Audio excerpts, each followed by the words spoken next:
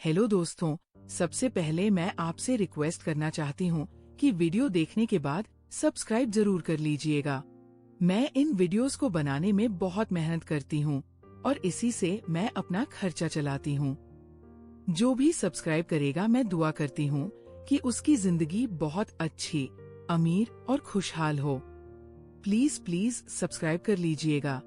अब सुनिए ये कहानी जो मेरी खुद की जिंदगी से जुड़ी है। मेरा नाम सीमा है।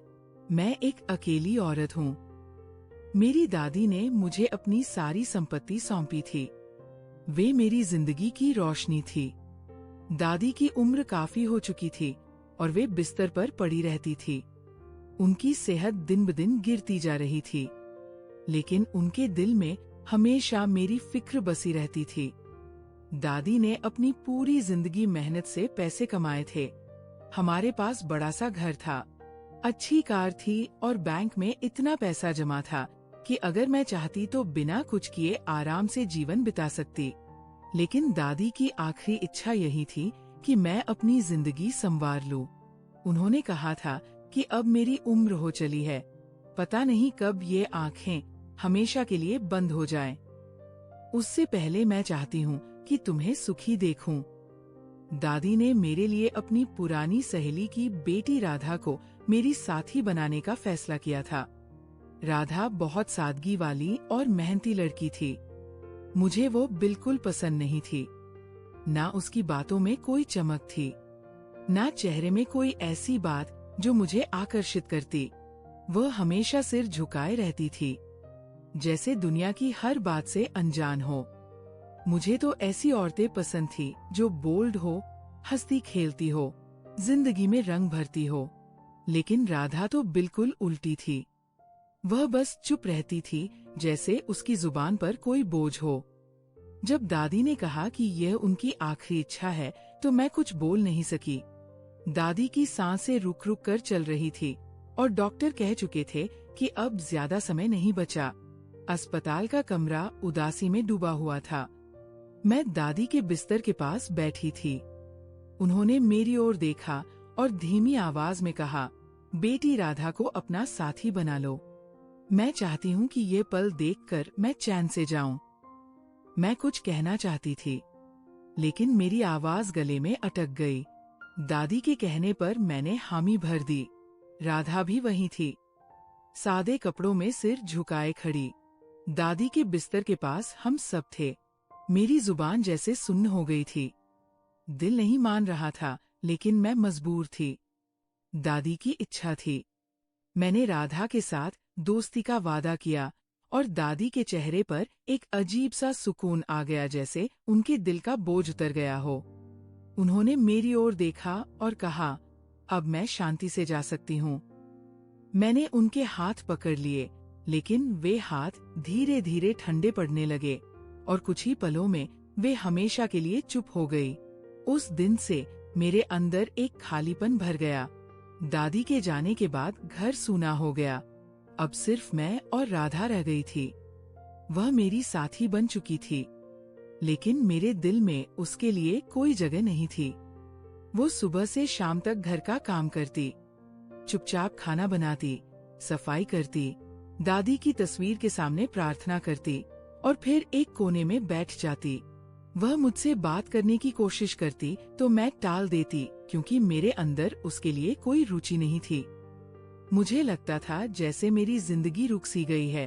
हाँ, दादी ने सब कुछ संभाल कर रखा था। घर था, कार थी और उनके पेंशन और निवेश के पैसे हर महीने आ जाते थे। लेकिन मैं ये सब छोड़कर कुछ नया करना चाहती थी। मुझे लगता था कि सिर्फ पैसों से जीवन नहीं चलता, उसमें उत्साह होना चाहिए। मैं अब जीवन के मजे लेना चाहती थी। मैंने सोचा कि अब मैं स्वतंत्र हूँ। अब मुझ पर कोई बंधन नहीं। मैं जैसा चाहूँ वैसा जीऊँ। मेरे कुछ दोस्त थे जो अक्सर घर आते। वे सब मेरी तरह खुली सोच वाले थे। उनके साथ बैठकर बातें होती, हंसी मजाक चलता और रातें देर तक गुजर जाती। उन्हीं में से एक ने एक दिन कहा, अब तो राधा तेरे साथ है, अब वो तुझे दोस्तों से मिलने नहीं देगी और कुछ दिनों में तू हमें भूल जाएगी। मैंने हंसकर कहा, ऐसा कभी नहीं होगा। वह लड़की वैसी नहीं है। वह तो मेरी बात पर कुछ कहती ही नहीं। मैंने तो अभी तक उससे ठीक से बात नहीं की। वह घर का काम करती है, खाना बना देती है और अपने कमरे में चली जाती है। मैंने उनसे कहा, कोई मुझे बांध नहीं सकता। मैं तो अब आजाद हुई हूँ। दादी की जिंदगी में मैं उनके आदेशों में बंधी थी। अब ना वे हैं ना कोई रोकने वाला। अब तो मैं वह सब करूंगी जो दिल चाहता था। जिंदगी को अपने तरीके से जीने का समय आ गया है। ये कहते हुए मेरे दिल में एक अनजानी खुशी थी। मुझे नहीं पता था कि आने वाले दिन मेरी सोच बदल देंगे, लेकिन उस वक्त मैं सिर्फ अपनी स्वतंत्रता का जश्न मना रही थी। जिस तरह दादी ने राधा को मेरे साथ जोड़ा था, वैसा कोई माहौल नहीं था कि कोई कहे अब तुम दोनों साथी हो, साथ रहो। ना कोई खुशी का उत्सव था, ना कोई रंगीन शाम, कुछ भी नहीं था। बस अस्पताल की सफेद दीवारें थी। दादी का कमजोर शरीर था और उनकी सांसें रुक रुक कर चल रही थी। ना मैंने राधा को ठीक से देखा था, ना उसने मेरी ओर नजर उठाई थी।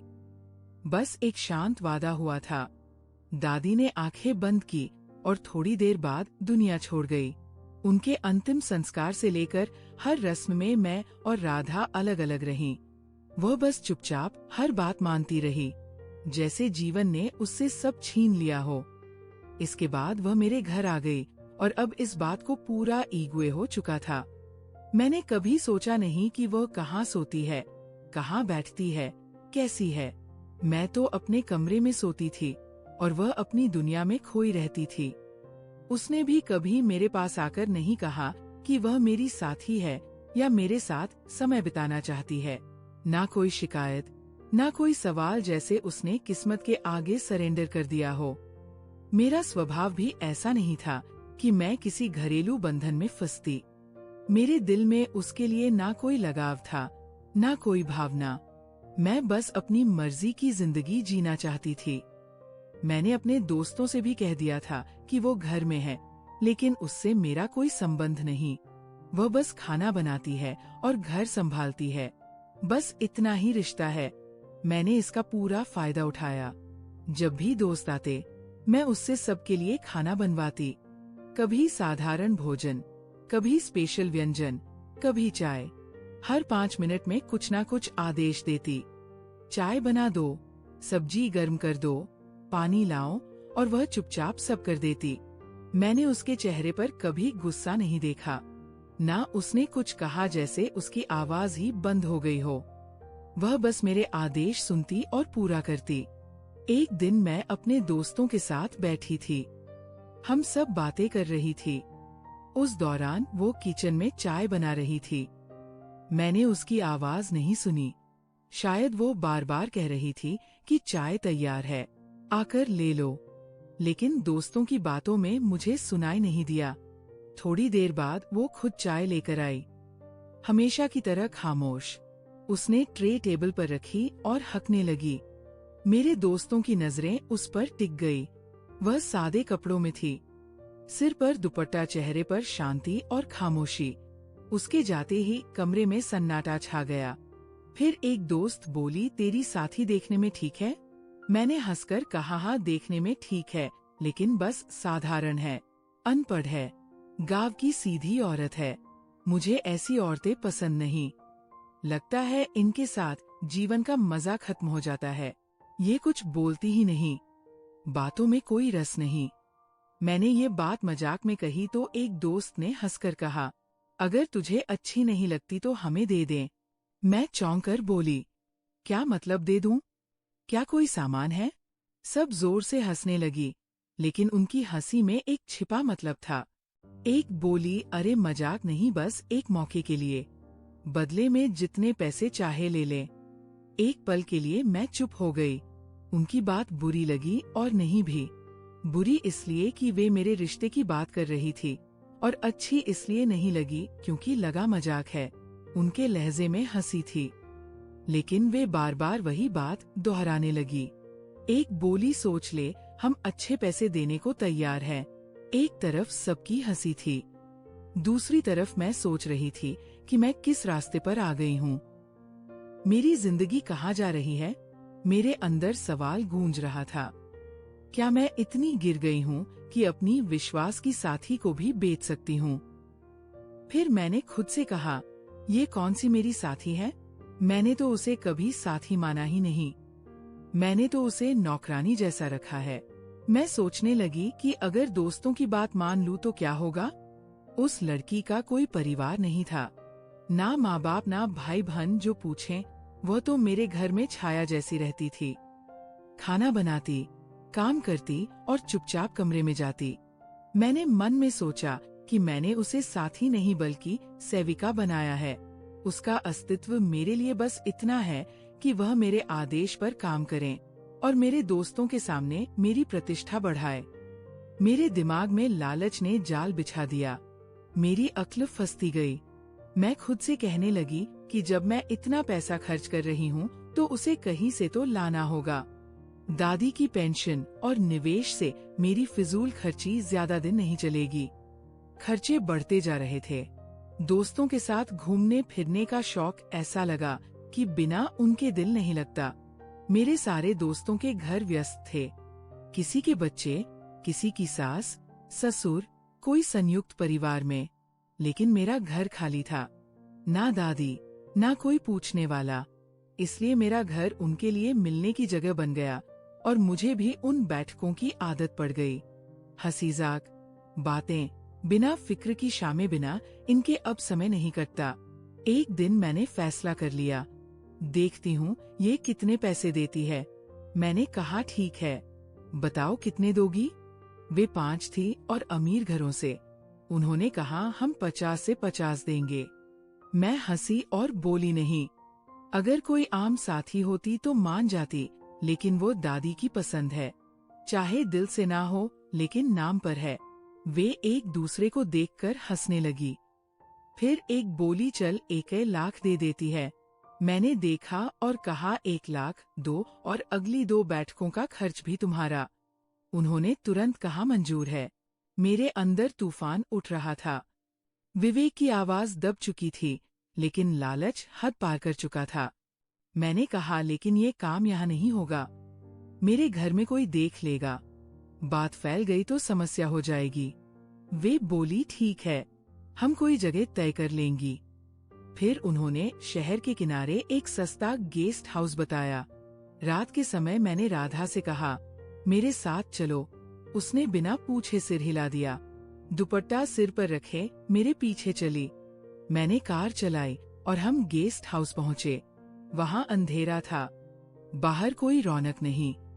मैंने कहा, तुम अंदर जाकर बैठो, मैं आती हूँ। वो अंदर गई और कोने में बैठ गई। मैंने उसके चेहरे को देखा। वो खामोश थी, जैसे कुछ अंदाजा ना हो। मैंने मन में कहा, क्या फर्क पड़ता है, उसके लिए सब एक समान है। मैं बाहर आई, मेरे दोस्त बाहर खड़े थे। उनके चेहरों पर अजीब खुशी थी। मैंने कहा, याद रखना, सुबह से पहले वापस छोड़ देना। वे बोली, चिंता मत कर, सब संभाल लेंगे। मैंने सिर हिलाया और कार में बैठकर घर आ गई। रास्ते भर दिल में बोझ था, लेकिन पैसों का ख्याल आते ही हल्का हो गया। मैं खुद को समझाती रही कि अब कुछ दिन आराम से गुजरेंगे। 5 लाख कमाना आसान नहीं। मैंने आज तक खुद एक नहीं कमाया। घर आकर मैंने दरवाजा बंद किया, कमरे में गई और अलमारी से बैग निकाला। फिर टेबल पर बैठकर नोट गिनने लगी। एक एक नोट हाथ से गुजरता तो दिल में नशा दौड़ता, जैसे मैं सबसे चतुर हूँ, जैसे मैंने जीवन का सबसे बड़ा सौदा किया हो। मैंने नोटों के बंडल रखे, 5 बंडल, हर पर 1 लाख। मैं बार बार गिन रही थी, उंगलियों से उनकी आवाज सुन रही थी और मन में हिसाब लगा रही थी कि इनसे कितनी घूमने की योजनाएं बन सकती है, कितनी शामें बेफिक्र गुजर सकती है। रात गहरी हो रही थी। मैं थक गई थी। नोट टेबल पर छोड़ दिए और बिस्तर पर लेट गई। नींद और सुकून पैसों के भरोसे आ गए।